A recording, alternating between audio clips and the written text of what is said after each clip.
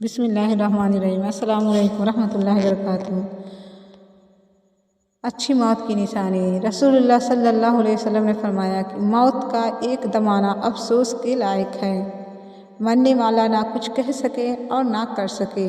آپ صلی اللہ علیہ وسلم کے زمانے میں کوئی آدمی بیٹھا ہوا ایک دم مر گیا تو کسی نے کہا کیا اچھی موت مرا ہے، نہ کوئی بیماری دیکھی اور نہ کچھ جان نکلنے کی تکلیف ہوئی۔ حضور صلی اللہ علیہ وسلم کو جب اس کا کہنا معلوم ہوا تو آپ صلی اللہ علیہ وسلم نے اس آدمی سے فرمایا کہ تیرے پاس کیا ثبوت ہے کہ اچانک ایک دم مرنے سے اس کو تکلیف نہیں ہوئی؟ اگر اللہ تعالیٰ اس کو اس حال میں موت دیتا کہ وہ بیماری کی تکلیف اٹھاتا تو اس کے سب گناہ معاف ہو جاتے ہیں۔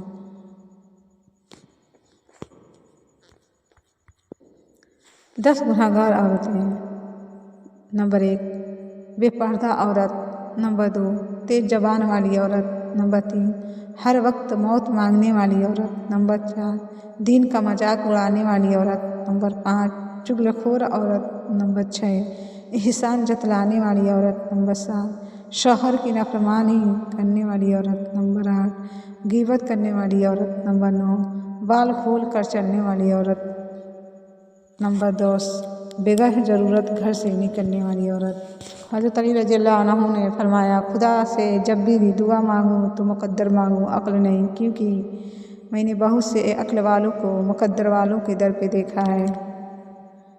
رسول اللہ صلی اللہ علیہ وسلم نے فرمایا 4 چیزیں بد نصیبی کی پہچان ہیں: آنکھوں کا خشک ہونا کہ اللہ کے خوف سے کسی وقت بھی آنسو نہ ٹپکے، دل کا سخت ہونا کہ آخرت کے لیے یا کسی دوسرے کے لیے کسی وقت بھی نرم نہ پڑے، امیدوں کا لمبا ہونا، دنیا کی لالچ۔ حضرت محمد صلی اللہ علیہ وسلم فرماتے ہیں کہ عورت کے لیے یہ بہت ہی مبارک ہے کہ اس کی پہلی اولاد لڑکی ہو۔ جس شخص کی بیٹیاں ہوں اسے برا مت سمجھو، کیونکہ میں بھی بیٹی کا باپ ہوں۔ جب کوئی لڑکی پیدا ہوتی ہے تو اللہ تعالیٰ فرماتا ہے اے لڑکی تو زمین پر اتر، میں تیرے باپ کی مددگار بنوں گا۔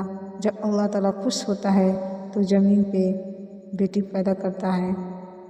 حضرت علی رضی اللہ عنہ نے فرمایا خوشی انسان کو اتنا نہیں سکھاتی جتنا غم سکھاتا ہے۔